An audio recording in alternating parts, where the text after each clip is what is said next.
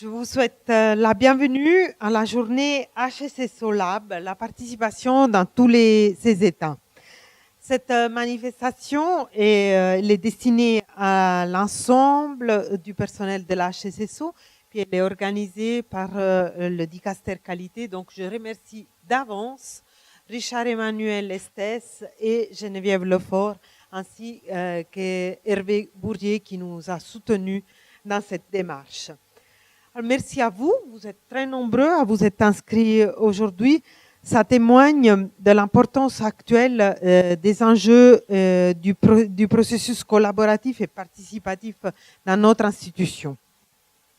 En fait, cette date, aujourd'hui on est le 8 avril, donc une semaine après exactement l'annonce des élus et des élus aux différents organes participatifs, après que ces grandes élections se sont tenues, elle devrait donc permettre de développer et de disséminer le processus participatif au sein de la HSSO avec nos nouveaux élus.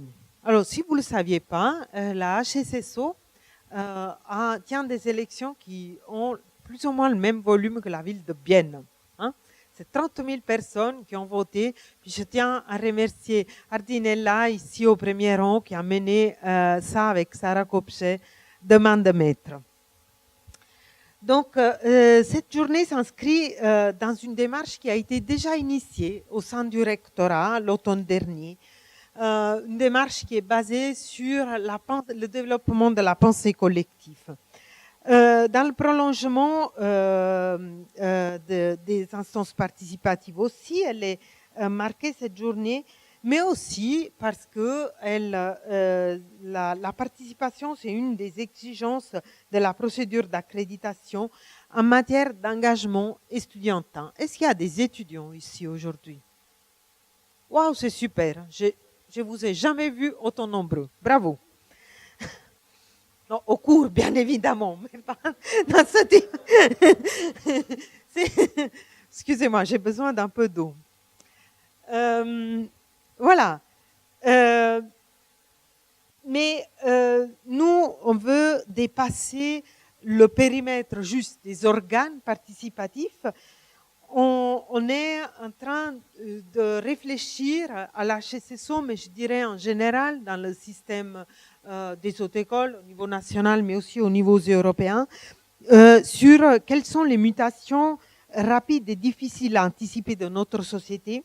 Et si nous avons besoin de plus de participation, c'est surtout pour pouvoir mieux fonctionner les intelligences collectives.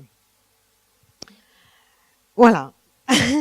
Donc, en prévision de ces transitions en cours, alors on peut parler de la transition écologique, numérique, démographique, mais démocratique aussi. Nous devons non seulement mettre en place des structures et des processus efficients, mais aussi des formes d'organisation qui nous rendent flexibles, adaptables et résilients. Pour ces raisons, j'ai souhaité inscrire cette journée dans une vision et une ambition plus large.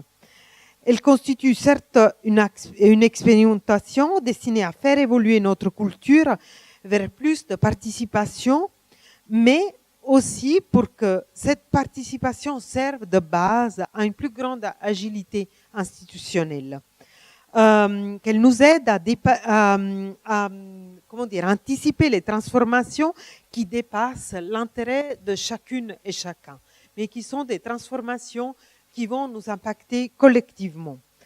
Et le but de cette journée, c'est aussi d'apprendre à entendre et à être entendu.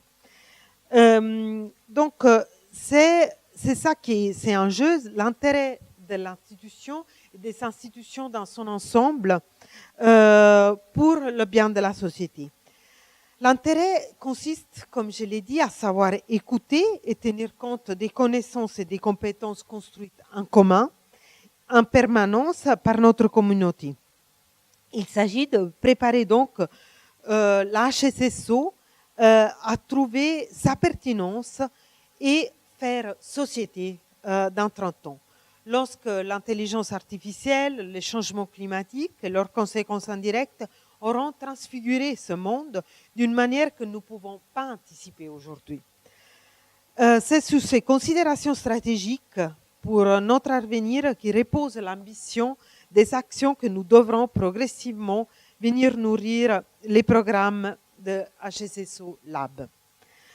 J'aimerais à cet égard aller encore plus loin, car un tel programme doit s'appuyer sur un cadre théorique robuste. Alors, j'aimerais citer quelques passages de François Tadei, qui a dit il y a quelques semaines, pour faire face aux nouveaux défis et aux mutations très rapides de la société, induites notamment par le développement du digital, de l'automatisation et de l'intelligence artificielle, nous devons tous avoir la possibilité d'apprendre à apprendre tout au long de notre carrière. Ce cadre théorique, c'est la base des organisations apprenantes. Pour Garvin, dans une Harvard Business Review en 1993, parle de l'organisation apprenante comme une organisation capable de créer et acquérir et transférer de la connaissance, mais aussi de modifier son comportement pour refléter de nouvelles connaissances. Alors, souvenez-vous, on parlait il y a quelques années de société de la connaissance. Or, il apparaît que plus important que la connaissance se trouve la capacité à apprendre, donc la société de l'apprenance. J'aimerais aussi citer deux économistes qui parlent de l'évolution des techniques dans la production comme dans l'acquisition des savoirs, qui a changé la façon dont nous apprenons et dont nous devons apprendre. Seule une société de l'apprentissage qui fonctionne bien peut s'adapter à ces changements. Tadei, pour revenir à la première version que j'ai citée, parle d'une société apprenante dans laquelle chaque individu doit pouvoir, à son niveau, construire et partager ses connaissances et ses découvertes avec les autres, documenter ses apprentissages, disposer des ressources, de lieux, d'accompagnement nécessaires pour progresser, mais aussi pour permettre à d'autres de s'inspirer et d'améliorer leurs pratiques. Donc, je dirais que c'est dans une telle vision du savoir et de l'apprenance, mais dans un esprit communautaire, que l'HSSO devra probablement tendre pour se préparer aux défis de demain. Beaucoup d'idées sont déjà dans l'air pour la transformer en organisation apprenante, mais elles aussi devront émerger de l'intelligence collective, celle que vous allez constituer et démarrer aujourd'hui. Donc, c'est pourquoi cette journée est importante. Elle est le préambule à cet ambitieux programme d'institution. Et j'espère que vous y passerez un très bon moment.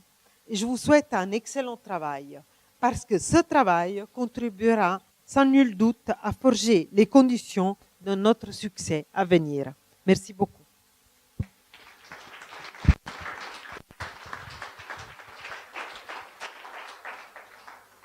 Et je passe tout de suite la parole à Richard Emmanuel Estes, qui va nous illustrer le programme de la journée. Merci Luciana. Bonjour mesdames et messieurs. Effectivement, c'est à présent à mon tour de vous exposer la manière dont nous allons travailler aujourd'hui, après un court préambule sur l'histoire de la participation dans la réflexion de l'institution. C'est en tant que membre du comité de pilotage que je m'exprime, et membres qui ont été cités par Luciana tout à l'heure et que je représente. Alors ce comité, dans un premier temps, a décidé de se centrer sur deux questions principales. La première est la suivante. Les structures participatives formelles mises en place à la HESSO favorisent-elles le débat d'idées, l'émergence de l'intelligence collective qui vient d'être évoquée par Luciana, la possibilité pour chacune et chacun de s'exprimer dans un cadre où son point de vue pourra être entendu? Deuxième question, comment aller plus loin et favoriser le développement à la HESSO d'une culture du dialogue au bénéfice du rayonnement de la qualité de l'institution, mais aussi du développement professionnel et personnel des collaboratrices et collaborateurs et des étudiantes et des étudiants. Le comité a retenu 3 axes pour travailler sur cette thématique de la participation. La participation informelle, les instances participatives qui, elles, sont formelles, et l'engagement étudiant. Notez les couleurs, elles nous seront utiles tout au long de la journée. Il est possible d'envisager la participation à différents degrés dans une institution. Le rectorat, lorsqu'il a réfléchi à l'organisation de cette journée, à la perspective d'organiser une journée sur la participation, a défini un certain nombre de degrés. La participation commence par la consultation, elle peut se poursuivre par la concertation, la co-construction, voire la codécision. Bien évidemment, toute l'institution n'a pas besoin de placer un curseur unique pour toutes ces activités. Chacune peut faire l'objet de l'une de ces modalités. Et puis il y a différentes orientations possibles aussi dans la participation. La participation peut être verticale tout au long d'une chaîne hiérarchique. À ce moment-là, elle favorise l'adhésion. Elle peut être aussi horizontale entre collaboratrices et collaborateurs homologues dans un dicaster ou entre les dicastères ou entre les hautes écoles. À ce moment-là, on parlera de participation horizontale, elle favorise la cohésion. Mais dans tous les cas, la participation doit favoriser l'intelligence collective évoquée par Luciana. Et finalement, plus que la capacité de chacun à être entendu, à exprimer son point de vue, un endroit où il pourrait être entendu, ce qui est déjà très important, il y a la perspective de construire un co-apprentissage de toute l'institution pour progresser et s'adapter en permanence. Donc il ne s'agit pas seulement de donner l'opportunité à chacun de se faire entendre, mais de donner l'opportunité à l'institution d'apprendre, de devenir une organisation apprenante qui sait tirer profit de chacune de ses actions. La participation, ça devient l'apprentissage de l'organisation et ça permet l'adaptabilité, l'efficacité, la pertinence. J'aimerais citer à nouveau une phrase de François Tadei que j'ai empruntée au discours de Luciana. Elle me semble importante, je vous la représente. Dans une société apprenante ou une organisation apprenante, chaque individu doit pouvoir à son niveau construire et partager ses connaissances et ses découvertes avec les autres, documenter ses apprentissages, disposer des ressources, des lieux et des accompagnements nécessaires pour progresser, mais aussi pour permettre à d'autres de s'en inspirer et d'améliorer leurs pratiques. Il y a quelques semaines, Étienne Wenger est venu prononcer dans cette même salle une conférence sur les communautés de pratique. Ce concept de communauté de pratique s'inscrit complètement dans les dispositifs qui peuvent être mis en place pour favoriser l'intelligence collective. C'était à l'occasion du lancement du bureau BADOC, d'accompagnement des doctorats à la HESSO. Le SADAP, que j'ai le plaisir de diriger, accompagne également un certain nombre de communautés de pratique au sein de l'institution. Alors l'approche, bien entendu, est pluridimensionnelle. Et la participation n'est pas qu'une question de management et de culture managériale. D'abord, elle s'appuie sur des outils théoriques et méthodologiques. Ce n'est pas seulement un mot, il y a des gens qui ont réfléchi, qui ont théorisé ces questions. Ensuite, on peut faire évoluer grâce à elle la culture d'organisation, la manière dont on travaille ensemble, et la culture managériale. Bien entendu, on est quand même obligé de tenir compte de la structure institutionnelle. Une institution comme la HESSO n'est pas une start-up et ne peut pas faire l'objet des mêmes processus participatifs. Alors, cette première puce va être illustrée ce matin, notamment par la conférence de Stéphane Merkelbach, qui me succédera devant vous, puis la conférence de Claire Toury. Entre les deux, nous aurons un intermède collaboratif qui préparera le travail de l'après-midi et que je vous expliquerai à la fin de la matinée. La matinée sera donc, comme vous pouvez le voir, relativement frontale, mais c'est cet après-midi que nous réfléchirons ensemble à cette culture d'organisation, à cette culture managériale, au sein d'un World Café, sur les 3 thèmes que j'ai mentionnés tout à l'heure, qui seront prolongés par des ateliers thématiques destinés à produire des recommandations à destination de l'institution, qui seront restituées par Geneviève Lefort, vice-rectrice qualité de la HESSO. Alors il est temps de laisser la parole à Stéphane Merkelbach.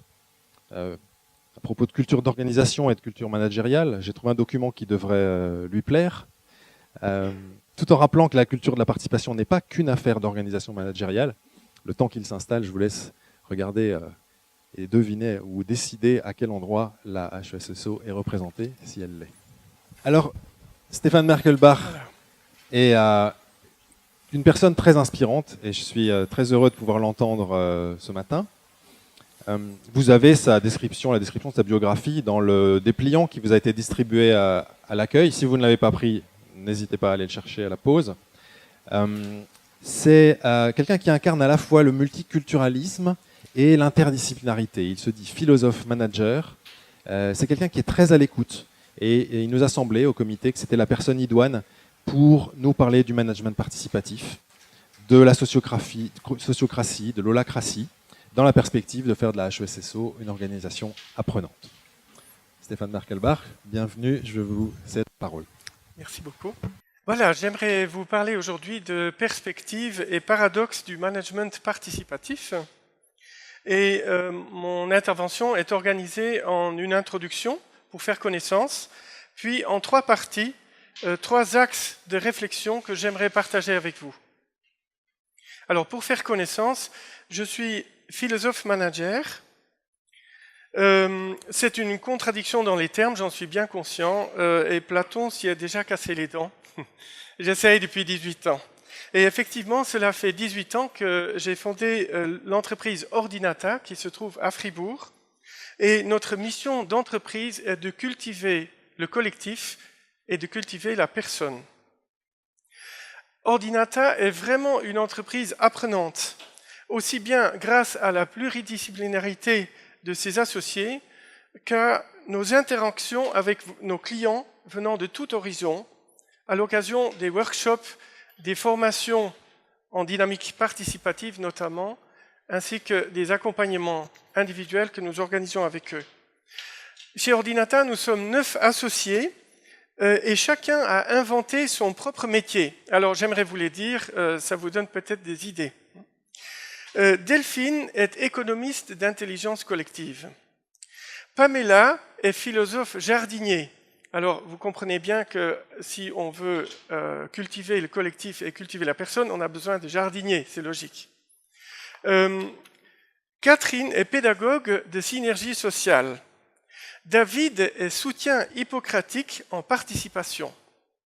Régula est sociologue d'équivalence. Céline est ingénieure de source. Julie est éducatrice d'intégration et Vincent est biologiste d'entreprise. Nos violons d'ingres chez Ordinata, ce sont l'intelligence collective et la synergie, qui sont en fait 2 faces d'une même médaille.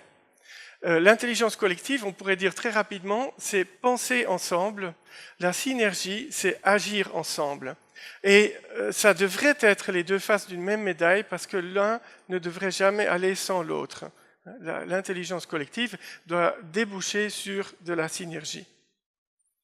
Chez Ordinata, nous accompagnons nos clients dans le développement du management participatif que nous appelons chez nous dynamique participative, qui favorise l'éclosion de l'intelligence collective et la synergie et le développement de cette synergie au sein des organisations qui viennent travailler avec nous. Quelques mots sur mon intention dans cette intervention. Vous êtes au départ d'une grande aventure, celle du HESSO Lab. Or, pour devenir toujours plus une organisation apprenante, vous avez besoin de développer la participation. C'est absolument obligé. En explorant avec vous quelques perspectives et paradoxes du management participatif, mon intention est de mettre le doigt sur quelques conditions du développement durable de la participation dans le management et la gouvernance de nos collectivités.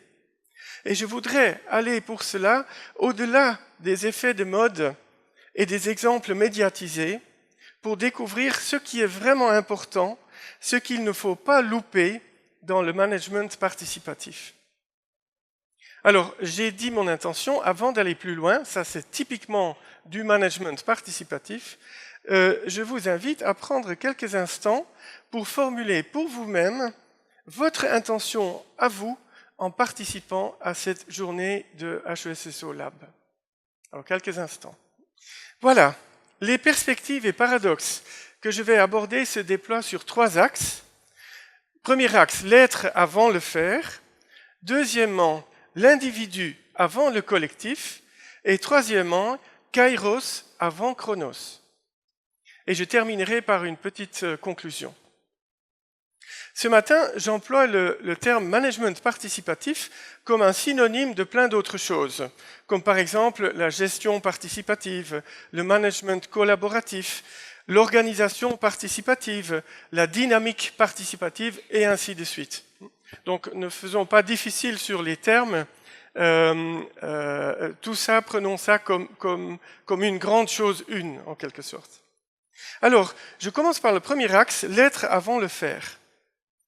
La perspective que j'aimerais considérer avec vous, c'est que le paradigme managérial est en train de changer. Il est en train de changer dans nos organisations, parfois plus rapidement, parfois plus lentement, mais il est en train de changer, notamment sous l'inspiration de quelques poids lourds du management participatif. Et là, je voudrais lancer quelques noms. Il y a Frédéric Laloux, que vous connaissez sans doute. Il y a Isaac Getz. Je pense à un Otto Scharmer, le père de la théorie U.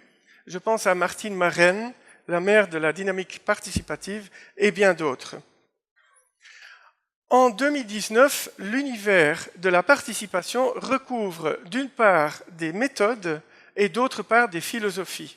Alors pour les philosophies, je pense à Reinventing Organization, c'est l'ouvrage de Frédéric Laloux. Je pense aux entreprises libérées, dont on entend beaucoup parler dans la presse. Je pense aux entreprises agiles, je pense au free management, à la dynamique participative et ainsi de suite. Et puis dans les méthodes, on retrouve aussi cette même dynamique participative. On retrouve la sociocratie, la holacratie, la theory U, le co-développement, les méthodes agiles, et je pourrais continuer la liste encore très longtemps. Cette perspective de la transformation du paradigme managérial nous conduit à découvrir 2 paradoxes, et c'est surtout sur les paradoxes que j'aimerais insister. Le premier paradoxe, c'est que pour maîtriser l'outil, il faut d'emblée dépasser l'outil. À notre époque, les méthodes ont en général le vent en poupe. Nous sommes friands d'outils. Or, si nous abordons le développement de la participation sous l'angle principal de l'apprentissage d'outils, nous allons à coup sûr échouer. Nous devons mettre les outils à leur juste place, ne pas les absolutiser. Alors là, je suis obligé de donner un exemple de ce qui, à mon avis, on ne devrait pas faire. Et c'est l'exemple de la méthode holacratie, qui se focalise trop exclusivement sur les rôles des personnes, en oubliant les personnes qui sont censées les mettre en œuvre. En plus, la holacratie s'est organisée en une marque déposée, devenant ainsi un système fermé qui évolue difficilement. Le trop d'outils tue l'outil. Si vous voulez développer durablement la participation, il conviendra plutôt d'entrer dans l'esprit d'une dynamique participative avant même d'en pratiquer les outils. Le management participatif est un art, ce n'est pas une recette. Et nous serons toujours en voie d'acquisition de compétences en la matière, tellement il y a de choses à apprendre lorsque nous participons à un collectif. Voilà pourquoi nous avons besoin d'une organisation apprenante qui nous permette de faire évoluer nos compétences en permanence. Le management participatif, c'est une vision et ce sont des valeurs avant d'être des méthodes. En effet, ce qui va déclencher le management participatif, c'est votre vision du collectif, c'est votre vision du management, c'est votre vision de l'homme, c'est votre vision des relations humaines, c'est votre vision du travail, c'est votre vision du partenariat, c'est votre vision de la collaboration. Ce qui va encore susciter le management participatif, ce sont vos valeurs. Et je pense notamment aux valeurs HESSO, d'ouverture, de transparence, d'engagement et de solidarité. Vous avez une belle brochette de valeurs institutionnelles. Si elles sont authentiquement vécues dans votre organisation, alors elles vont pouvoir vous donner le point de départ d'une plus grande participation à tous les niveaux. Vos valeurs sont comme le socle de vos comportements. Vivre des valeurs et les mettre en pratique, cela n'est possible qu'à partir du moment où elles font vraiment partie de vous-même, où vous les avez intégrées dans qui vous êtes. Voilà pourquoi le management participatif nécessite un savoir-être avant le savoir-faire. Certes, un certain savoir-faire est nécessaire, et chez Ordinata, nous enseignons ce savoir-faire. Mais le savoir-être est indispensable pour construire un savoir-faire qui prend du sens en déclenchant ce penser ensemble et cet agir ensemble que sont les deux faces de la médaille intelligence collective et synergie. Comment développer le savoir-être des différents acteurs d'un collectif? Je pense à ce client, une organisation dans le domaine de la santé qui a fait un gros travail avec son équipe de cadres sur les manières concrètes de mettre en œuvre les valeurs institutionnelles. Travail qui a été suivi d'un projet où chaque cadre a pu mieux se connaître et mieux connaître ses collègues grâce à un échange de qualité sur le profil de fonctionnement de la personnalité de chacun. Sur le socle du savoir-être, ils ont en parallèle développé leurs compétences dans le maniement concret des processus de dynamique participative. Donc, sur le socle du savoir-être, on construit le savoir-faire. Voilà pour le premier paradoxe. Il y en a un deuxième que j'aimerais voir avec vous. C'est plus on libère la parole et l'action, plus on a besoin de structure et de discipline. Et ça, c'est vraiment étonnant. Par l'instauration d'un management participatif, chaque membre du collectif reçoit le pouvoir d'influencer les orientations du collectif et aussi le pouvoir d'agir, de prendre des initiatives. Si dans un collectif, vous libérez le pouvoir de décider et d'agir sans apporter une certaine structure, vous gagnerez surtout en inefficacité, en perte de temps et d'énergie, sans parler des manques de respect mutuel qui ne tarderont pas à se manifester. Et votre collectif sera loin d'atteindre les objectifs stratégiques et opérationnels qu'il s'était fixés. Il faut donc un minimum de structure. Prenons l'exemple d'une décision par consentement en dynamique participative. La parole y est d'abord distribuée équitablement en faisant des tours de cercle. Et personne ne parle avant son tour. Vous comprendrez aisément que cela demande une certaine discipline de la part des membres de ce cercle décisionnel. Ce qui est ensuite valorisé dans la prise de décision, ce ne sont pas les accords, mais les objections. Les accords, on n'a même pas envie de le connaître. On veut savoir quelles sont vos objections. Car chacun a un égal pouvoir de faire des objections à la proposition qui a été présentée, et le collectif travaillera à bonifier la proposition de manière à intégrer chaque objection. De sorte que la décision est prise lorsque toutes les objections ont été intégrées. Ça s'appelle le principe de zéro objection. Les objections, elles aussi exprimées à tour de rôle, sont considérées comme des cadeaux, car elles font apparaître des limites de tolérance qui existent de toute manière quelque part dans le système du collectif par rapport à la proposition. Donc il vaut beaucoup mieux connaître les limites de tolérance avant d'en arriver à la mise en œuvre d'une décision, plutôt que de les découvrir comme entrave sur le chemin de la mise en œuvre. Les différentes étapes du processus décisionnel sont codifiées afin de donner sa juste place à chaque participant et de permettre l'éclosion de l'intelligence collective, où chaque contribution se nourrit de celle des autres. En dynamique participative, les membres du collectif apprennent à distinguer entre décisions stratégiques ou vitales d'un côté, qui sont toujours prises collectivement, et décisions opérationnelles de l'autre côté, qui restent du ressort de la personne directement responsable. Car pour les décisions vitales, le collectif a tout intérêt à s'appuyer sur l'intelligence collective et à connaître les limites de tolérance du système avant qu'il ne soit trop tard. Mais pour tout ce qui est opérationnel, c'est beaucoup plus efficace de laisser faire la personne qui est en charge. Chaque processus de dynamique participative termine par un tour de cercle de feedback, où chacun est invité à faire son bilan de la décision prise et de la manière dont le processus décisionnel s'est déroulé. Et cela se fait à propos de n'importe quel processus en dynamique participative, cela se termine toujours par les deux questions. Qu'est-ce que nous avons pensé du contenu, donc du résultat, et qu'est-ce que nous avons pensé du processus, du chemin qui nous a conduit à ce résultat.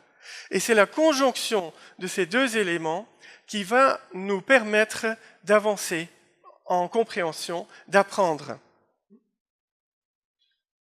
L'organisation, ce sont vraiment, on pourrait dire, des moments privilégiés d'auto-apprentissage du collectif, ces moments de feedback. Et l'organisation apprenante, l'organisation participative, se caractérise par cette culture du feedback, d'un feedback le plus souvent informel, mais toujours organisé. Donc il n'est pas forcément écrit, il peut être oral, mais il est organisé, il n'est pas oublié. Le management participatif est étonnamment parcimonieux du temps et de l'énergie du collectif. Ce serait presque un paradoxe de plus. La dynamique participative reconnaît la valeur de la contribution de chacun, qu'il ne s'agit pas de gaspiller pour ce qui n'en vaut pas la peine. C'est pourquoi elle réserve le déploiement des processus collectifs à ceux qui apportent une vraie valeur ajoutée. Voilà pour l'axe l'être avant le faire. Passons au deuxième axe, l'individu avant le collectif. Alors, la perspective que je perçois, c'est l'envie croissante de redimensionner les rapports hiérarchiques. Cette envie de redimensionnement des rapports hiérarchiques, c'est en train de devenir un phénomène de société. Les jeunes générations de collaborateurs en demandent, et des managers à leur tour sont souvent motivés sans trop savoir comment s'y prendre. Ce qui, chez beaucoup, suscite cette question qui est parfois exaltante pour les uns et qui peut être angoissante pour les autres, à savoir, avec l'avènement des entreprises libérées, le management est-il définitivement révolu? Et cette perspective, cette question, ouvre à nouveau sur deux paradoxes. Premier paradoxe, plus on recherche la participation collective, plus on a besoin d'individus responsables. Dans une dynamique participative, en même temps que nous prenons nos décisions vitales et stratégiques ensemble, nous laissons le soin des décisions opérationnelles à la personne nommée pour cela. Au lieu d'être dans un tout collectif, le management participatif accorde une importance cruciale à l'individu. Sans l'implication forte des individus, impossible de faire émerger l'intelligence collective ni la synergie. Pour tout ce qui est stratégique, l'intelligence collective est une vraie valeur ajoutée. Pour tout ce qui est opérationnel, la recherche de l'intelligence collective est une perte de temps et d'énergie. Un exemple concret. Si nous décidons tous ensemble que nous allons ajouter une aile à notre bâtiment d'école, cela permet, et c'est une très bonne chose, parce que cela permet d'intégrer les besoins des usagers du bâtiment dans le projet d'architecture. Donc c'est important. Mais décider collectivement, tous ensemble, que l'on commencera à poser les murs lundi prochain et que le crépi sera blanc cassé, cela ferait perdre du temps et de l'énergie à chacun.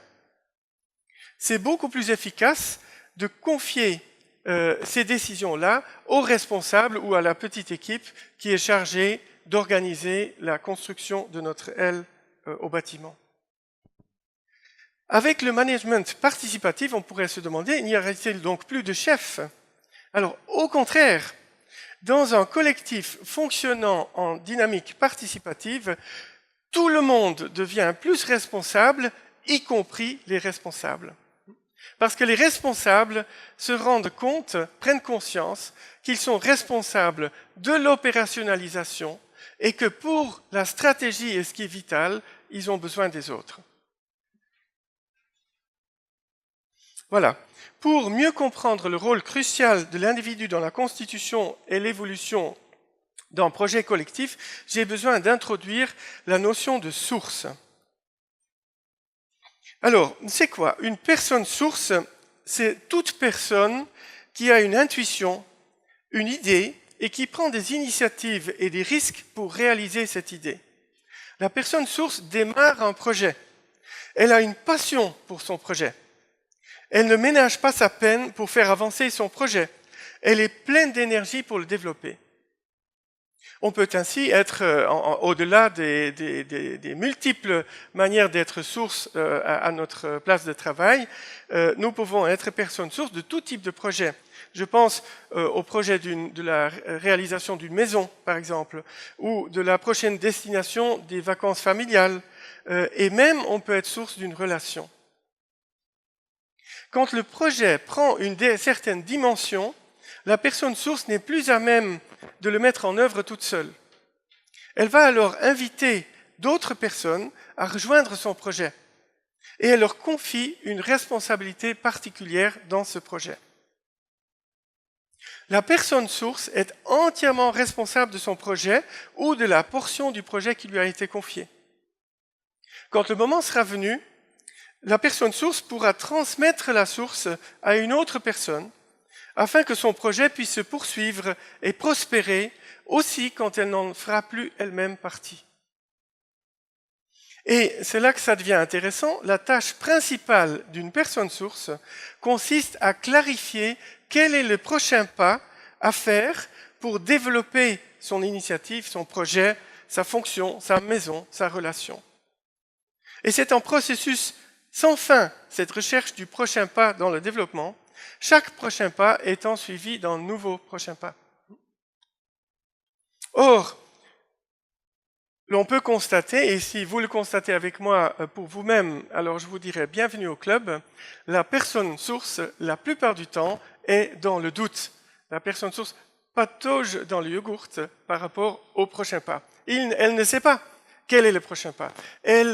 Soit qu'il y a trop d'options, et elle ne sait pas choisir, soit qu'elle ne voit pas comment avancer. Et donc, pour dissiper son doute et clarifier le prochain pas, la personne source a 3 grands moyens à sa disposition. Premier moyen, c'est d'écouter ses intuitions, qui peuvent donner un éclairage instantané sur le prochain pas. Mais le problème, c'est que les intuitions, ça ne se commande pas. Alors bien sûr, on peut prendre une douche plus souvent, parce que ça se passe parfois sous la douche, on peut se promener en forêt, ou faire du jogging, voilà, les conditions cadres, on peut les influencer, mais le fait de savoir, voilà, aujourd'hui à 10h43, j'ai besoin d'une intuition, ça, je ne peux pas le commander. Voilà. Mais quand il s'agit déjà de savoir écouter ses intuitions quand elles viennent. Deuxième grand moyen à disposition pour clarifier les prochains pas, c'est de réfléchir et de se ressourcer par des moments de réflexion individuelle. On a, de nos jours, beaucoup trop peu de temps pour réfléchir individuellement. Et c'est tellement important. Cela nous fait avancer. Et puis, troisième grand moyen pour devenir clair sur le prochain pas, c'est le dialogue, justement. Le dialogue avec autrui, aussi bien en bilatéral que dans un groupe plus large. Et c'est ici, vous le comprendrez, que la participation va jouer un rôle de premier ordre. Le collectif va pouvoir aider l'individu à clarifier les prochains pas, alors que l'individu reste toujours entièrement responsable de ce prochain pas. Dans un collectif fonctionnant de manière participative, chacun est invité à prendre pleinement sa source à devenir pleinement personne source de sa fonction, de son rôle, de ses initiatives et projets et de ses liens avec les autres. Et de se reconnaître personne source, c'est en fait se reconnaître responsable. C'est la conscience de sa responsabilité individuelle qui permet à la personne de participer pleinement au collectif. Et inversement, sa participation au collectif tend à rendre la personne source encore plus responsable. Et c'est le cercle vertueux de la participation. Plus je participe et plus je me sens responsable, plus je me sens responsable et plus je participe. Alors, deuxième paradoxe, sans individu personne source, il n'y a même pas de collectif. Ça n'existe pas sans personne source. Prenons conscience de cela, d'une autre manière de ce rôle essentiel de l'individu dans la constitution et le développement de nos collectifs. En prenant son initiative, la personne source crée un champ. Elle a besoin d'autres personnes pour l'aider à réaliser les projets. Et c'est là que naît le collectif. C'est par ce besoin d'une personne à travailler avec d'autres personnes à la réalisation de son projet. Ces personnes qui rejoignent le projet sont invitées à s'occuper chacune d'une partie de ce champ. Nous les appelons sources spécifiques pour les distinguer de la personne source qui a pris l'initiative du projet dans son ensemble, que nous allons appeler la source globale. Donc, dans un projet, il y a toujours une source globale et il y a de nombreuses sources spécifiques. Chacune de nos organisations, de nos entreprises, de nos institutions, de nos collectivités est composée de personnes sources. Et chacun de nous occupe plusieurs rôles de source dans sa vie, tantôt spécifiques, tantôt globales. Tout collectif, quel qu'il soit, est donc né grâce à une personne source, une personne qui veille à l'évolution de ce collectif, aux prochains pas qui sont à faire pour le faire avancer. De même, pour se développer, tout collectif a besoin de ces personnes sources, globales et spécifiques, qui ont pour tâche de définir les prochains pas de développement. Et la participation de chacun, au travers de divers processus collaboratifs, joue un rôle clé dans cette clarification des prochains pas. Nous l'avons vu. C'est donc toujours la responsabilité individuelle qui fonde et développe le projet du collectif, ainsi que le collectif lui-même.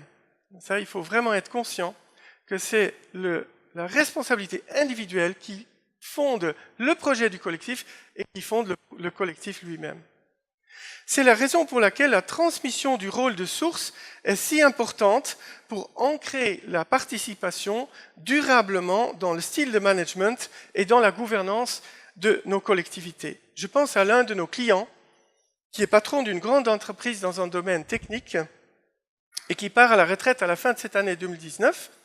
C'est avec grand soin qu'il prépare actuellement la transmission de son rôle de source globale de l'entreprise afin que son successeur puisse reprendre le flambeau de la dynamique participative qu'il a su instituer au cours de ces années à la tête de l'entreprise.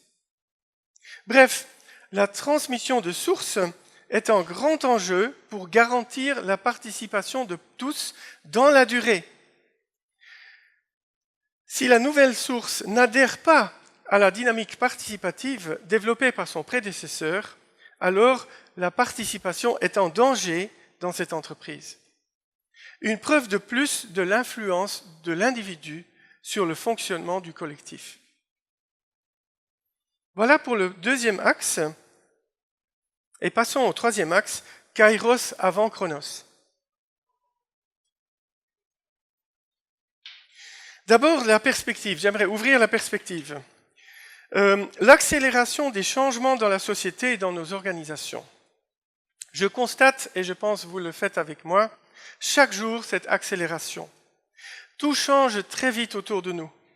Le changement est devenu la règle et ce qui dure est devenu l'exception. Nous vivons dans ce monde qui change et nous changeons nous-mêmes aussi avec lui. Ces multiples changements complexifient les activités et le fonctionnement de nos organisations, ainsi que du métier de chacun. Mais, ça c'est le message positif en fait que l'on peut constater, c'est que notre époque nous amène aussi de formidables opportunités pour faire face à cette situation. Le management participatif, en cultivant l'intelligence collective et la synergie, permet de trouver des solutions novatrices aux problèmes toujours plus complexes. Et les processus de dynamique participative arrivent à point nommé dans nos organisations, à condition de les déployer de la bonne manière et aussi au bon moment. Alors, c'est là le bon moment où j'aimerais développer un tout petit peu avec vous.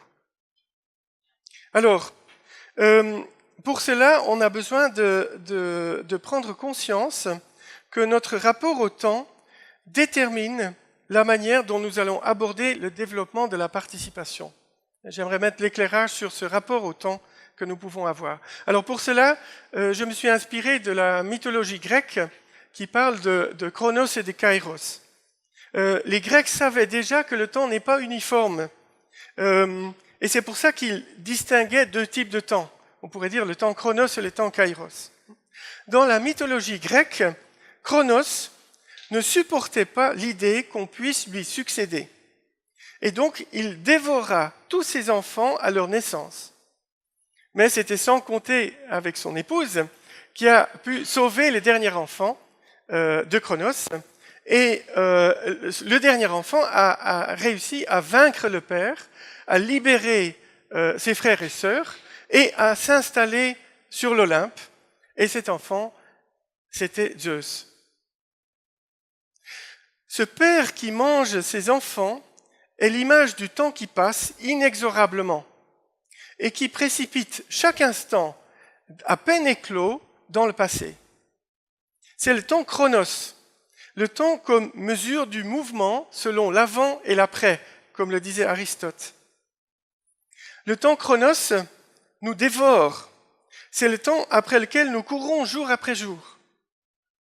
Chronos, c'est le temps quantitatif. C'est le temps que je surveille en vous parlant. Chez les Grecs, Kairos, quant à lui, est le petit dieu ailé de l'opportunité. Le petit dieu ailé de l'opportunité. Le temps Kairos est la perception intuitive d'un instant favorable, d'une occasion à saisir. C'est le temps qualitatif, pour ainsi dire. Le temps Kairos n'est pas à gérer, mais à habiter dans toute sa profondeur. Le temps Kairos s'introduit dans le temps Chronos pour le bousculer et le dépasser. Kairos est le temps de la rencontre. Kairos est le temps de la participation. La personne source vit dans le temps Chronos, mais elle aspire au temps Kairos, à ce moment favorable pour poser le prochain pas en avant. Et elle cherche à saisir ce moment Kairos chaque fois qu'elle prend une nouvelle initiative. Donc, nous avons beau vivre dans un monde où le temps Chronos règne en maître, sachons que l'évolution vers un management plus participatif nécessite que l'on saisisse les bons moments, ça veut dire le temps Kairos, pour le faire. Ce qui m'amène à un dernier paradoxe. L'on ne peut pas évoluer plus vite que ne le permet la maturité du collectif. Autrement dit, pour évoluer, il faut avoir changé. Pour reconnaître le bon moment d'introduire plus de participatif dans une organisation, il faut savoir quelle est la maturité du collectif, ou plutôt des collectifs qui composent cette organisation. Une réflexion sérieuse sur cette maturité, puis un monitoring de son évolution s'avère donc indispensable. Si vous ne choisissez pas le bon moment, vous risquez fort de créer l'effet inverse, à savoir un repli sur soi, voire même une régression du nous, plutôt qu'un vrai développement de la participation. J'ai appris à mes dépens, lors de nos projets, qu'on a une chance tous les 15 ans environ d'introduire le management participatif dans une organisation. On a une chance tous les 15 ans. Il convient donc de ne pas rater le coup et d'aller ni trop tôt, ni trop tard. Sinon, il faudra attendre une nouvelle génération de collaborateurs avant de pouvoir revenir à la charge. Pour développer la participation, guettons donc les temps kairos. Ici, bien évidemment, tout n'est pas planifiable. Alors que nous avons tellement envie de tout planifier, ça n'est pas planifiable, ou tout n'est pas planifiable. Il faut plutôt sentir le vent et ajuster sa voile en permanence pour en profiter et prendre de la vitesse. Je pense à ce client, une institution sociale de quelques 150 collaborateurs, qui a pratiqué la politique des petits pas en saisissant chaque fois le bon moment. Alors tout d'abord, le directeur de cette institution est venu se former en dynamique participative. Une fois formé, il a mis sur pied ce qu'il a appelé un collège stratégique, rassemblant 3 fois par année 25 collaborateurs et cadres pour définir en intelligence collective les grandes orientations de son institution. Puis, le directeur a formé les 8 membres de sa direction au management participatif. 3e étape. 4e étape, ces 8 responsables ont intégré les processus participatifs dans leur propre secteur, avec leurs propres collaborateurs.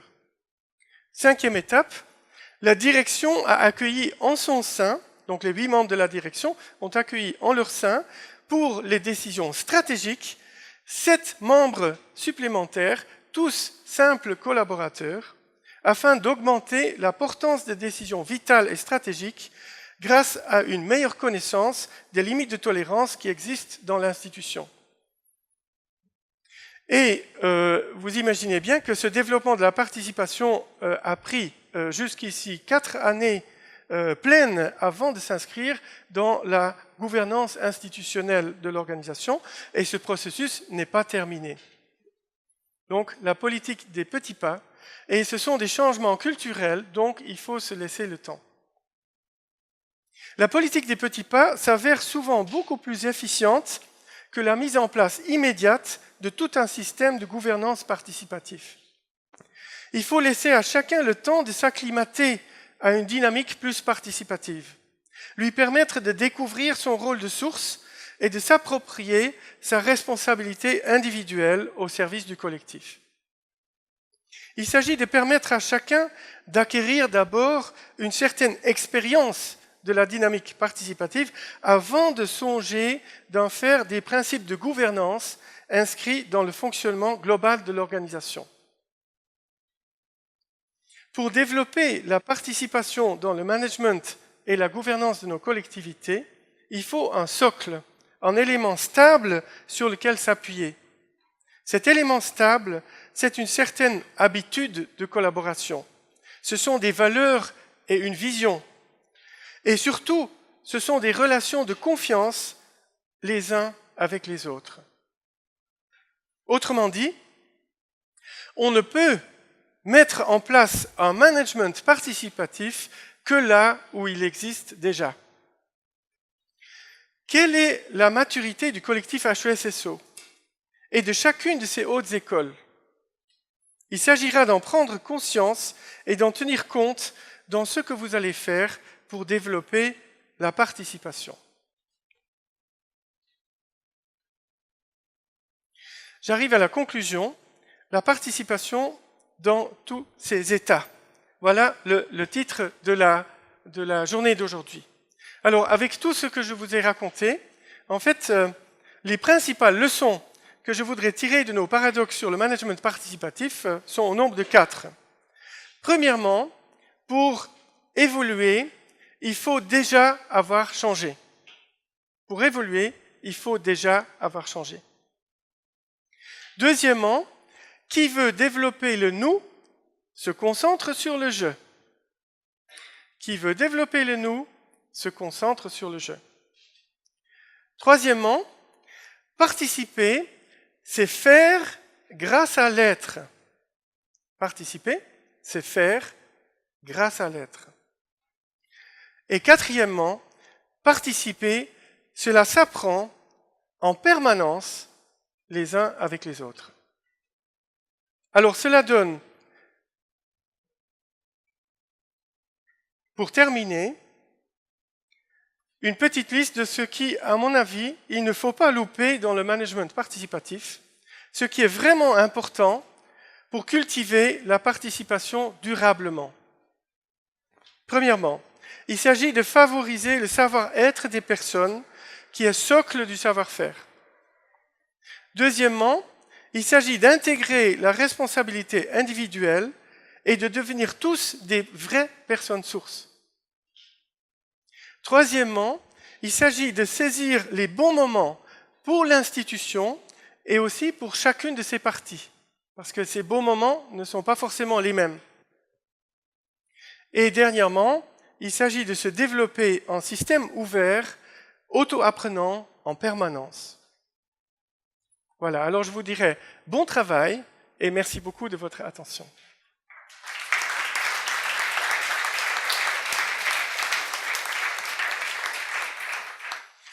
Alors, en lieu et place des habituelles questions-réponses qui, pour moi, ne sont pas tout à fait de l'ordre du management participatif, nous avons concocté, Richard Mernuel et moi, un petit exercice pour se dégourdir. Et en fait, je vous invite à prendre quelques 5-7 minutes avec l'un de vos voisins pour réfléchir à ces 3 questions qui sont affichées. Et puis ensuite, nous allons faire un petit moment de feedback sur les questions. Et puis après, vous pouvez aussi, si le cœur vous en dit, encore interférer sur la conférence elle-même. Ça va? Donc, j'aimerais, si c'est OK pour vous, si vous n'y voyez pas d'inconvénient, si vous n'avez pas d'objection, je serais très heureux d'entendre un grand brouhaha à partir de maintenant. Merci beaucoup. Alors, qu'est-ce qui a émergé de votre discussion avec votre voisin? Si quelques tandems pouvaient nous donner un feedback, ce serait formidable. Et on va leur donner un micro aussi pour s'exprimer. Donc, qu'est-ce qui a émergé de votre discussion avec votre voisin? Très librement. Mais en tout premier, nous, on a eu besoin de faire connaissance, parce qu'on ne se connaissait pas. Donc, ça a pris un peu de temps. Puis après, de partager juste nos premières impressions sur l'intelligence collective dans nos milieux de travail. Et c'était beaucoup trop vite pour qu'on arrive à faire le tour de tout ça et que ça aille plus loin. Mais donc, besoin de créer le lien et de faire connaissance avant d'aller dans le fond des choses. Ok, super. C'est une illustration. Il faut d'abord des relations de confiance avant d'entrer dans la participation. Merci. Oui, nous, ça marche là. Ouais. Un peu discuté sur la question de quand on fait une objection, est-ce qu'elle est entendue comme une objection ou pas, pour savoir qu'est-ce qu'on appelait participatif. Puis on s'est dit que, par exemple, ce matin, on a entendu dire que vous étiez très content du nombre qu'on était dans la salle, par exemple. Moi, je trouve qu'on est peu nombreux au vu de l'ensemble de la communauté HESSO. Et du coup, là, je trouve que pour moi, il y a un enjeu de se dire, au fond, est-ce que le nombre qu'on est, par exemple, ici aujourd'hui, c'est vécu comme une objection ou est-ce que c'est vécu et interprété comme une confirmation? Et je pense que dans le modèle que vous avez donné, la question de qu'est-ce qu'on met comme objection et qu'est-ce qui est entendu comme objection ou qu'est-ce qui n'est pas entendu comme objection, voilà, je trouve que c'est une des discussions qu'on a eues aussi de se dire, mais au fond, vers quoi elle va cette participation? C'est quoi la vision de l'institution qu'on a de la HESSO? On n'en a pas parlé là, c'était pas à vous de le faire, mais de se dire, mais au fond, est-ce que dans nos organes participatifs, on a aussi le temps, l'espace pour discuter au fond vers quoi on veut aller avec, parce qu'on a bien vu que le modèle participatif, il était au service de l'institution, ce qui me paraît juste. Hein, je critique pas ça, mais du coup, il faudrait discuter sur c'est quoi au fond, vers quoi vers l'institution. Et voilà, c'était un peu notamment des choses qu'on a discutées dans notre sous-groupe. Oui, merci beaucoup. C'est toute la question de quelle est notre vision, en fait. Quelle est la vision que nous voulons développer pour aller dans plus de participatif. Le participatif sert à quoi, en en fait, dans cette vision. Merci beaucoup. Alors, quels avantages la HESSO pourrait-elle tirer d'un fonctionnement plus participatif? Le premier avantage, c'est potentiellement l'énorme potentiel en termes d'idées qui peuvent se dégager et d'expérience, que ce soit pour l'enseignement, la recherche ou même pour l'organisation et le fonctionnement de la HESSO. Donc l'intérêt, il est déjà potentiellement énorme vu le nombre de personnes que nous sommes à travailler au sein de l'institution. Pour la seconde question, en avez-vous envie? Donc on a premièrement dit oui, et puis en réfléchissant un petit peu, on s'est rappelé un petit peu les statistiques au sujet de la participation pour les derniers votes, des écoles avec 5-6% de votes pour le corps intermédiaire par exemple, des élus qui sont majoritairement élus tacitement. Donc en avez-vous envie? Malheureusement, peut-être que pour l'instant, la réponse c'est non. La seconde question, la question qui vient ensuite, c'est pourquoi? Et c'est peut-être ce pourquoi on pourra continuer à réfléchir par la suite. Mais pour l'instant, c'est un non qui est ressorti. On n'a pas eu le temps de travailler sur la troisième. Super. C'est très intéressant. Je pense aussi que la HESSO, de par sa création, en fait, il y a 20 ans maintenant, la HESSO a assez rapidement été organisée à adopter une forme de gouvernance qui prévoit certaines instances de participation. Mais peut-être que là, on a mis la charrue avant les bœufs, en quelque sorte, où on a d'abord mis en place les instances et ensuite on s'est posé la question comment remplir.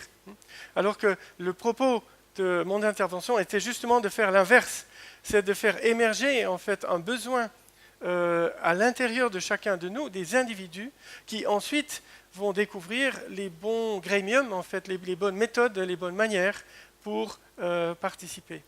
Alors, comme nous vivons dans le monde réel, il s'agit simplement de composer avec cela. Donc, si certaines instances existent déjà, c'est peut-être tant mieux. Et à vous, peut-être, de les habiter d'une manière renouvelée, en vraiment accent sur l'individu plus que sur le collectif. Super, merci beaucoup. Je reviens un peu juste ce que vous venez de dire, mettre la charrue avant les bœufs. Et puis, en discutant là, j'aimerais revenir sur 2 points. Quand la question, je l'ai lue, je me suis dit, mais elle me pose problème cette question-là, parce que mon quotidien, ce n'est pas la HESSO. Je vis dans un site, et si déjà la participation pouvait se vivre dans mon quotidien, je pourrais alors plus encore voir une participation au niveau de la HESSO. Mais peut-être commencer d'abord par les sites. Charrue avant les bœufs. Oui. Et puis le deuxième point, c'est un avantage, c'est que peut-être la permettrait de dépasser les tensions cantonales. Parce qu'on a une structure qui est quand même assez bizarre, qui se veut quelque chose d'assez régional sur la Romandie, et en même temps, le financement est cantonal. Et là, ça crée des tensions au niveau de la participation. Il y a un frein. Je prends par exemple dans mon site, nous sommes ici de la HEARC très peu nombreux. Je rejoins un peu ce que ma collègue a dit avant. Le nombre de personnes ici est peut-être un peu surprenant. Et par rapport à l'intérêt de mes collègues sur les structures de la HESSO est extrêmement faible. Je veux dire, leur intérêt, c'est le site. C'est la participation dans le site. C'est certainement pas la participation au niveau de la HESSO. Ce n'est pas leur souci quotidien. Donc, effectivement, peut-être que ça permettrait de dépasser des tensions cantonales. Et ça me fait penser à un grand principe de dynamique participative où il s'agit en fait de toujours aller de l'intérieur vers l'extérieur.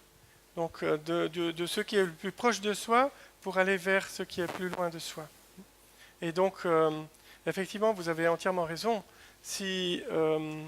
Dans la mesure où la participation se vit au sein des différentes écoles de la HESSO, c'est la HESSO elle-même qui va aussi bénéficier de cette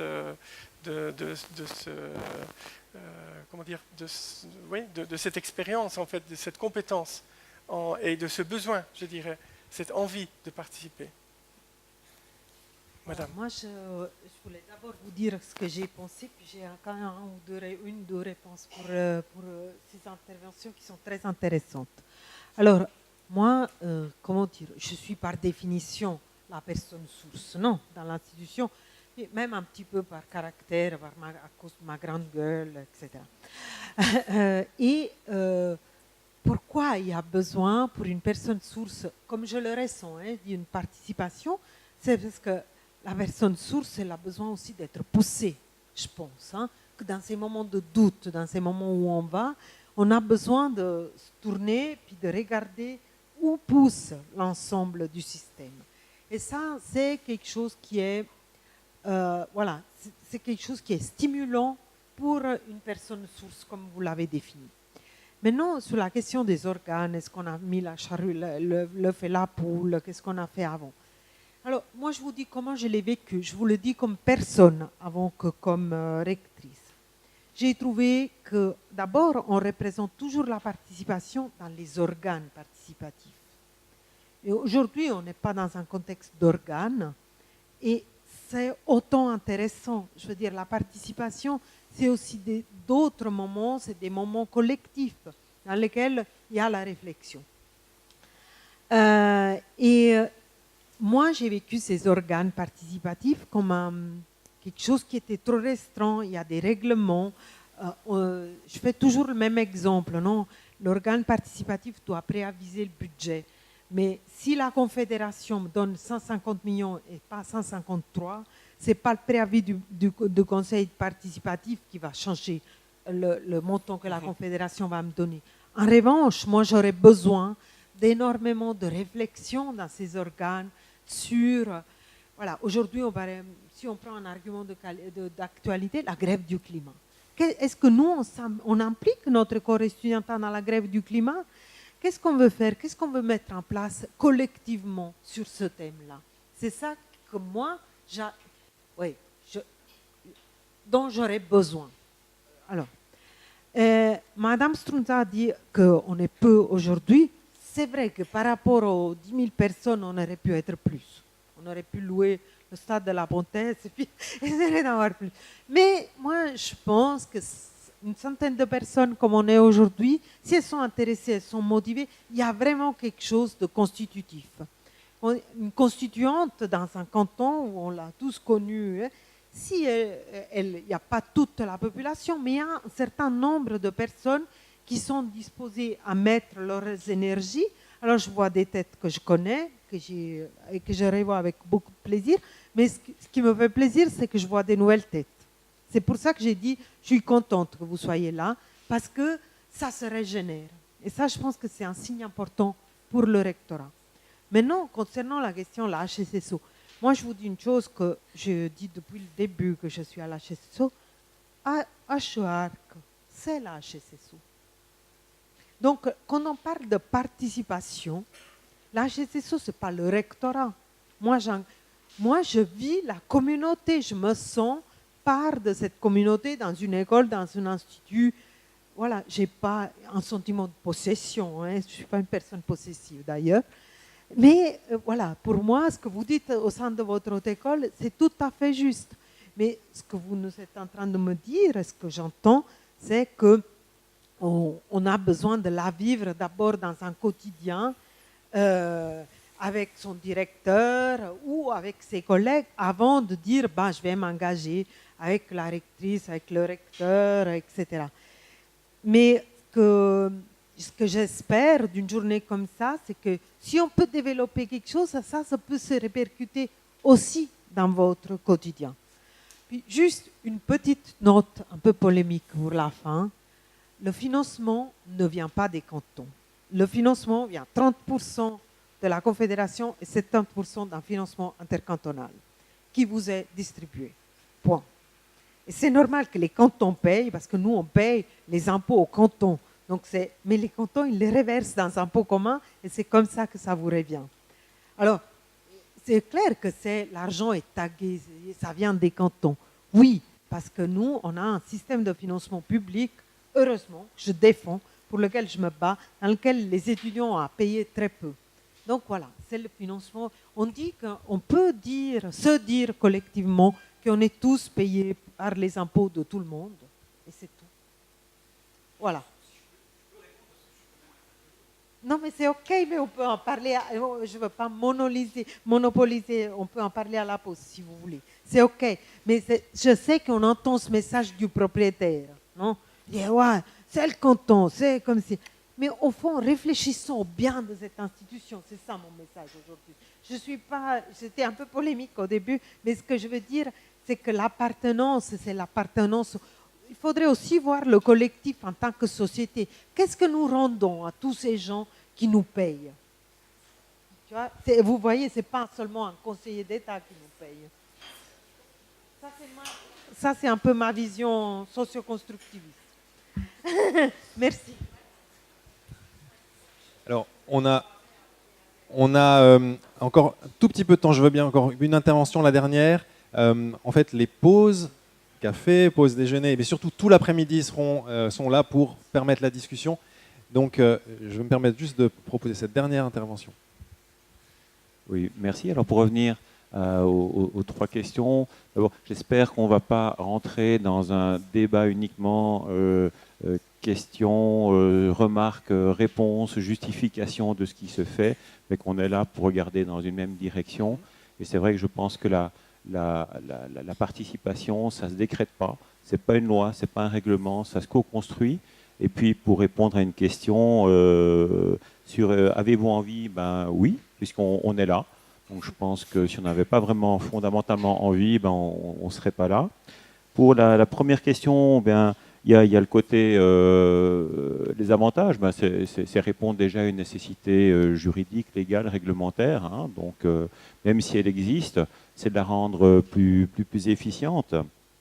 Et peut-être que ça permettra, ça va contribuer à amener par une meilleure communication. Voilà, le fait que ça passe par CyberLearn à une meilleure identification peut-être aussi des différents collaborateurs à une institution. C'est un rêve fou, je crois, de tous les managers, c'est que tout le monde s'identifie à son institution, pas facile. Mais si on arrive par là à avoir avoir un changement de paradigme, actuellement on est quand même très souvent dans du top-down.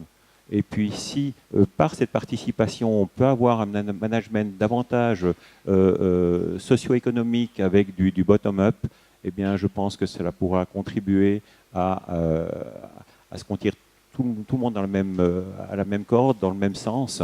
Et puis tout le monde sera gagnant. Mais cela nécessite qu'on soit au niveau des valeurs, qu'on soit dans l'honnêteté, dans la loyauté, dans le respect. Et ça nécessite aussi qu'on n'ait pas ce sentiment, c'est parfois seulement qu'un sentiment, que les organes ou la participation soient un alibi. Voilà. Merci. Super. Merci. Merci beaucoup. Stéphane, voulez-vous conclure? J'ai trouvé très très riche et je pense que vous allez continuer toute la journée.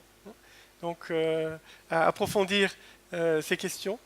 Donc je dirais passage au point suivant à l'ordre du jour. Très bien. Merci beaucoup. Très bien, merci.